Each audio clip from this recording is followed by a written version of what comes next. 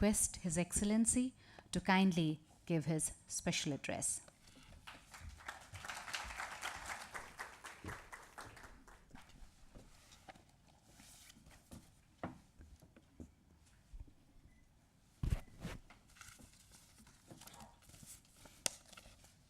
Namaste. Very good morning, everyone. Mr. Anurag Thakur, Honorable Member of Parliament, Mrs. Rajashree Bila, Chairperson, FICCI CSR and Community Development Committee, distinguished guests, participants, ladies and gentlemen. It is my great pleasure to join you all here at the CSR conference organized by FICCI in partnership with the Korean Embassy in New Delhi. FICCI has been at the forefront of sensitizing businesses on the CSR, and we in the Korean Embassy are very much proud to be an equal partner in this mission. We value our strong relationship with FICCI and appreciate its active cooperation in our efforts to strengthen Korea-India bilateral relations. As you are all aware, in recent years, businesses all over the world have started integrating CSR into their core business strategy and practices. At the same time, governments all over the world have also joined other stakeholders to promote and encourage enterprises to adopt CSR practices to contribute to society and the public good. If one looks into the rationale behind greater government involvement in the CSR, one would notice that the notions of sustainable development and inclusive growth have come to the fore of the development agenda, both nationally and internationally. And this has necessitated a meaningful cooperation between the governments and corporates. The CSR that we see today is integral to this cooperation. At the same time, corporate governance has also gone through a paradigm shift wherein progressive companies themselves have come to realize that CSR must be one of the core values of industry for both long-term as well as short-term successes. CSR is now the new corporate mantra for success. Companies no longer look at corporate responsibility as a cost imposed on the industry or a check on efficiency and profit maximization, but as an imperative for corporate success. Therefore, today, most companies around the world, including Korean companies, have adopted CSR as part of its main business strategy to build a trusting, long-term relationship with the society and the people. Ladies and gentlemen, Korean government is well aware of the value of CSR and is actively supporting Korean companies' initiatives for CSR so that they can enjoy trust and respect of the people across the globe. Since 2011, Ministry of Foreign Affairs of Korea, in particular, has been supporting socially responsible activities of Korean companies that mostly do business in developing countries. Korean embassies in a number of countries, including India, have been encouraging and supporting CSR activities that suit the local environment. Such initiative of the government is part of the Korea's effort to strengthen the soft power of Korea and Korean companies. We in the embassy with partnership of the FICCI and sometime with CII have hosted 3 rounds of Korea-India CSR Forum thus far to raise awareness about CSR among Indian as well as a Korean business community and to learn from each other's experiences as also to know about best CSR practices. These forums have indeed helped to increase awareness of CSR in India and encouraged businesses to embed best CSR practices into their operations. I, as Ambassador of Korea, have been attaching great importance to CSR issues. considering our close bilateral relations with India. I have always emphasized the need for greater understanding of the local context and environment to ensure success of CSR activities. At the same time, the embassy is playing a bridging role between companies on the one hand and local governments on the other, so that they can forge effective, sustainable partnership. Ladies and gentlemen, in Korea, most Korean companies are actively engaged in CSR activities and publish their CSR reports on an annual basis. In particular, since 1997, Korean companies have become more conscious about their social obligation and have made the same an integral part of corporate responsibility. As of today, large Korean conglomerates voluntarily spend around 2% of their annual profits on CSR activities. They have separate CSR divisions and also publish their CSR reports every year, highlighting their CSR commitments, target, and achievement. A vast majority of Korean corporations have focused their CSR efforts on environmental issues and green technology projects, besides meeting their community obligations. Major Korean companies which are present in India are also known for their commitment to socially responsible business. For example, Samsung India, through its CSR initiative, is trying to improve the quality of education provided to underprivileged children in the country through the Samsung Smart School project. Under this initiative, several smart classes have been set up in government-run schools across the country, in which interactive learning environment is facilitated by Samsung products like the smartboard, laptops, and tablets. I recently heard that they will finish 200 smart classrooms by the end of this year. LG Electronics, also through its CSR activities, has been actively involved in providing social benefits to the disadvantaged sections of the society.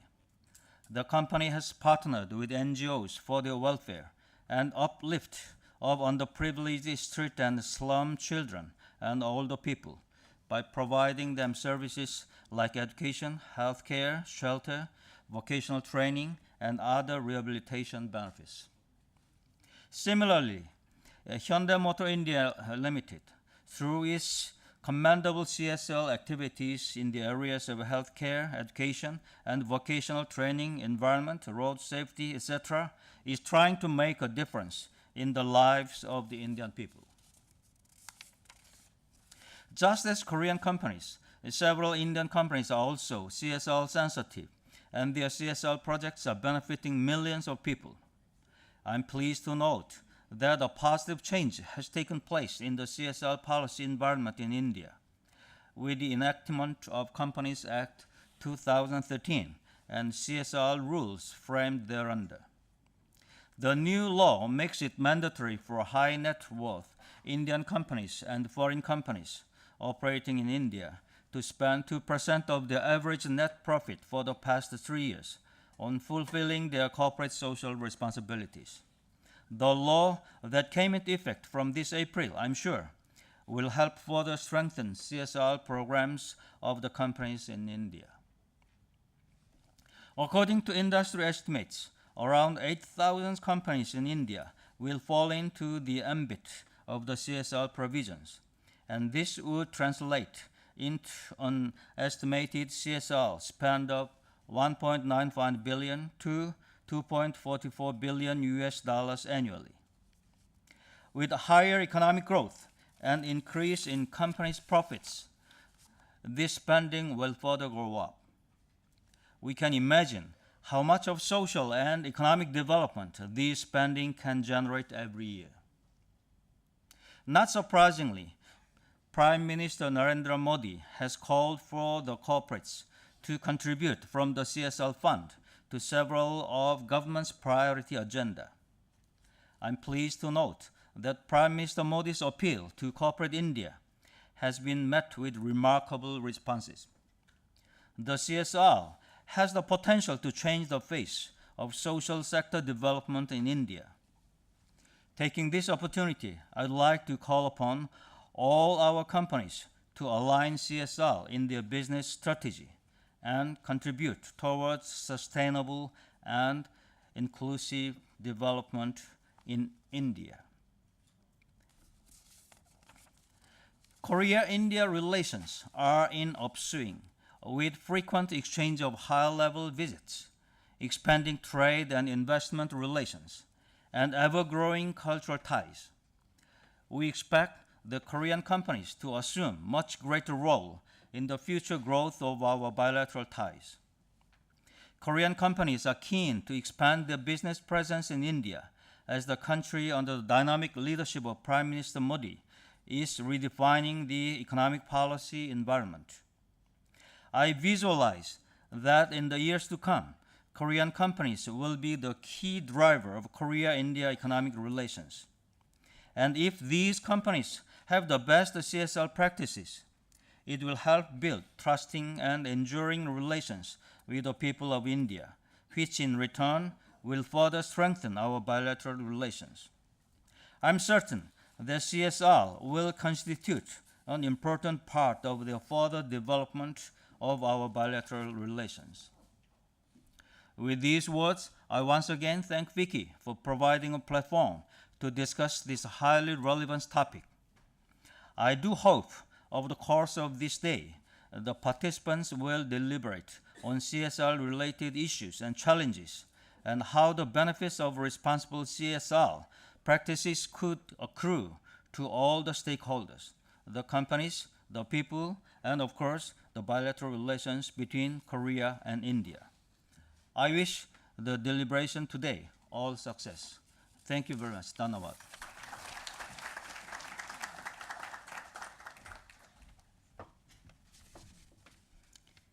Thank you, Your Excellency, for your kind address, and we indeed look forward towards both the countries further working in unison to learn and share the best CSR practices. Ladies and gentlemen, we have with us Mr. Rohit Adya, Director, External Affairs, Vodafone India Limited. He brings with him over 3 decades of professional experience in varied sectors across telecom and media, consulting, and consumer durables. As Executive Board Member of the Senior Leadership Team at Vodafone India, Mr. Adya spearheads the External Affairs function and oversees corporate communications, reputation and crisis management, manages corporate affairs and public policy, besides administering the corporate social responsibility and the Vodafone Foundation in India. He also plays a vital role in focusing on advocacy and education on various industry issues, including the electromagnetic field. Ladies and gentlemen, with these words, I would like to now request Mr. Adya to kindly speak to us on the last mile connectivity challenges for India's social and economic development.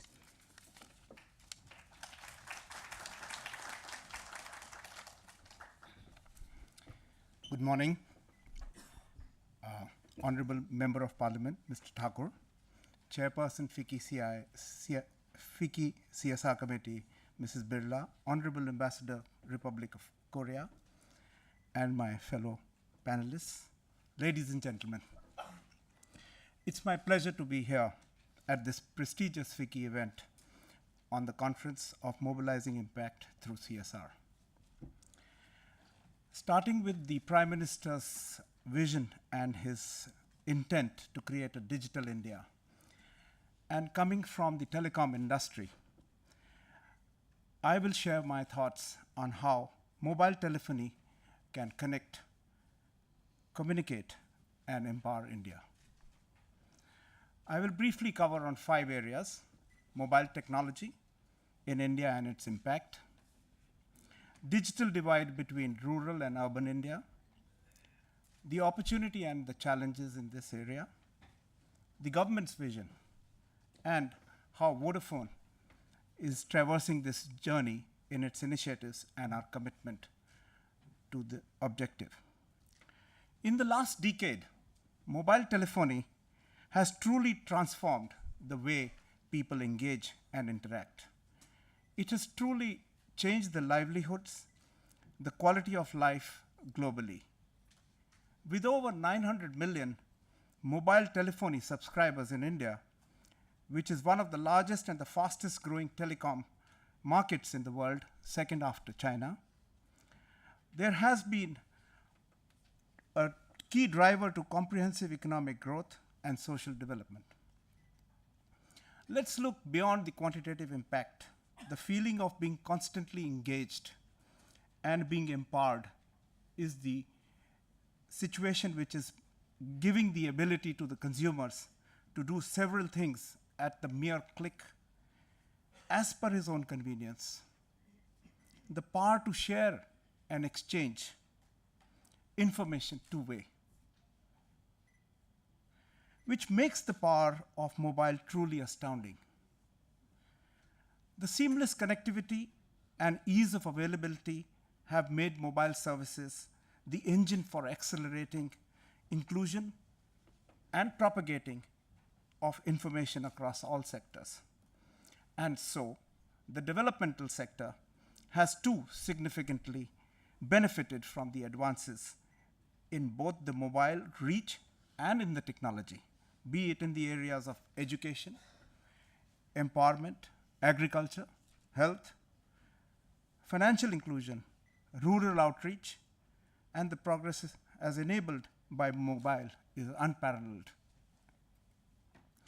The faster deployment and the upscaling of projects and instant information flow for real-time monitoring and requisite corrective interventions has consistently been connected, and even when not physically present, gives the power of accessing information to everybody. And these elements are critical while working on the grassroots level and in the remote locations.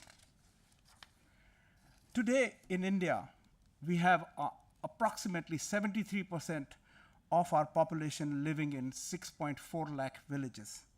And we have more than 50% of the population below 25 years of age. We truly have a digital divide which demarcates our rural India from the urban India. Broadly speaking, the urban and the rural India differs largely in the areas of infrastructure, poor network, education, and remote geographical locations amongst these parameters. So with this background, what is the opportunity which exists for us? There is a sizable population in the rural India which are going to be the first-time internet users. Secondly, most of them are in remote locations where human interface is also difficult. Mobile technology offers a solution on both the concerns through localized apps, voice, and data services. The last mile connectivity is the other challenge, which will be the next wave, as we have heard in the Prime Minister's vision statement of the telecom story, which promises to be the transformative experience in rural India. And obviously, the need of the hour requires an inclusive approach towards rural India. And we need to map out a digital footprint for the last mile connectivity through telecom and mobile commerce.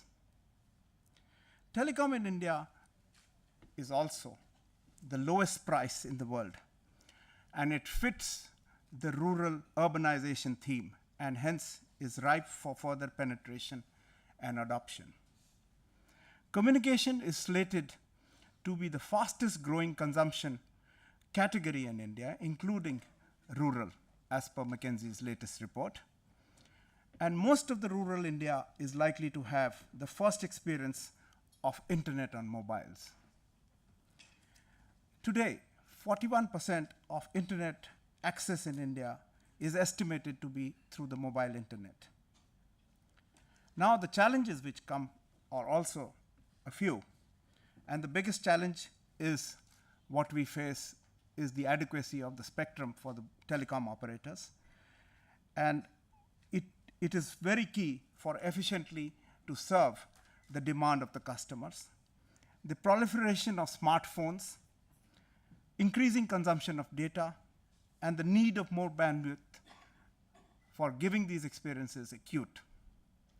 Rural density, as I stated, is still at 41%, while the urban stays at about astounding growth of 147%, which is as per the latest TRI report. So encompassing the 6.4 lakh villages for us, which is almost 97% less than 5,000 people in each of the villages, logistics and costs to reach out this rural India is fairly complicated.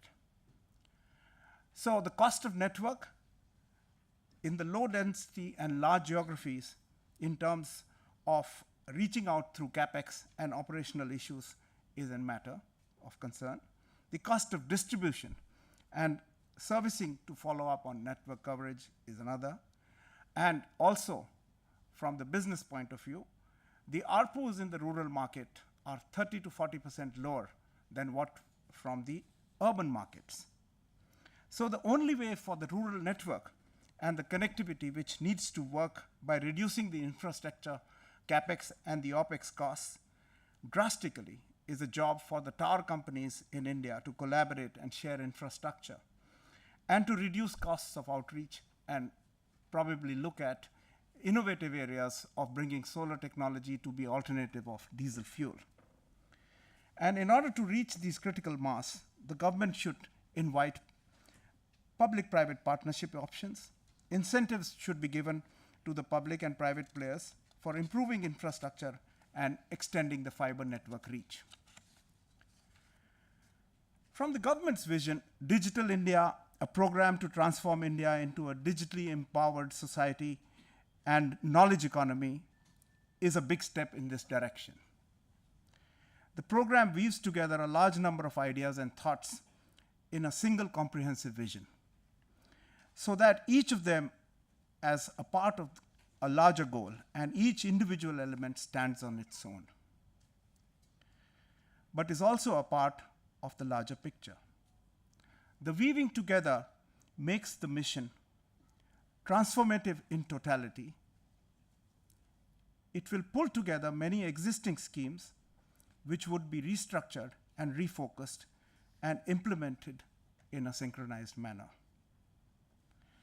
Coming to Vodafone's initiatives and its commitments in India, Vodafone operates in 35 countries across the world, and in every OpCo which it operates, it has a foundation which looks and invests on CSR, and it relentlessly drives innovative changes in the developmental world through mobile technology. We focus on 4 M's, which is women empowerment, mobile education, mobile health, and mobile agriculture. And in India, Vodafone has been working relentlessly in creating opportunities for building entrepreneurship for women in the retail business. Project Smriddhi is one example where women are engaged to become entrepreneurs. We have a very famous project called Lal Dukan, where the son of the soil in the rural market works as a distributor so that he adds value to increase penetration in the market at a return of investment, creating a low cost and a viable, scalable model for the business. M-Pesa, our financial inclusion product, is relentlessly working in increasing rural financial inclusion for the poor. And as announced by the Prime Minister yesterday in his program, we are also bringing in a partner from M-Pesa into this financial inclusion area. From our CSR world, on education, we have a very strong program where we are working currently with Pratham, where over 1,000 schools are covered in 5 states of India on course on science and maths. Women empowerment, where we are working towards educating and digitizing women panchayats on e-governance. Child education, where we are sending back over 50,000 girls back to school this year, and the list continues. The most important point for us in our business is what is good for society is good for business.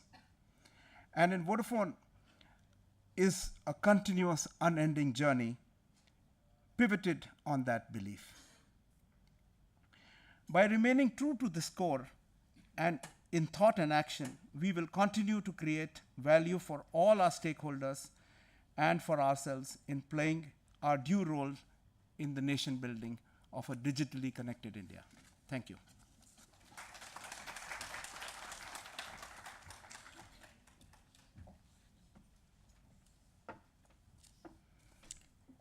Thank you, Mr. Adya, for your address. You have elucidated on how the last mile connectivity can transform rural India, and also spoke about the various initiatives that your organization is working towards, various CSR initiatives for the people. Ladies and gentlemen, we have with us Ms. Taimos. She's the director of the international label organization Decent Work Support Team for South Asia, and also country office for India since July 2010. Prior to coming to India, she held the position as director of ILO country office for Sri Lanka and Maldives for almost 5 years. Her core competencies are in change management and organizational development processes, with a technical focus on fundamental principles and rights at work, employment promotion, and labor market institutions. With these words, I would like to now invite her, and I request her to kindly address us on the theme of the conference.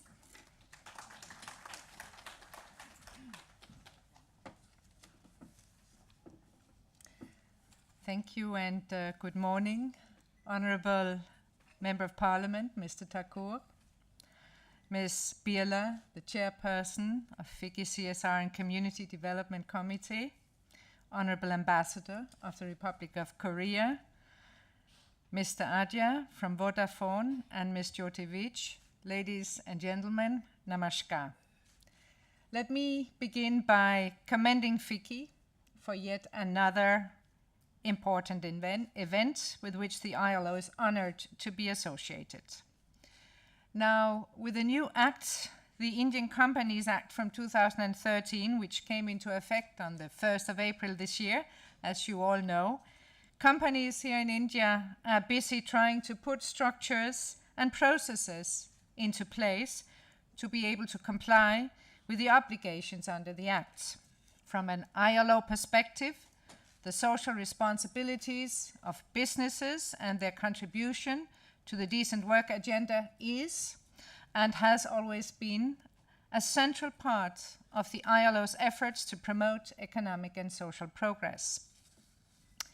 We believe that corporate social responsibility is one of the important ways in which enterprises affirm their principles and their values, both in their own internal processes and operations, and in their interaction with other actors, the immediate environment, and the communities surrounding where the enterprises are located.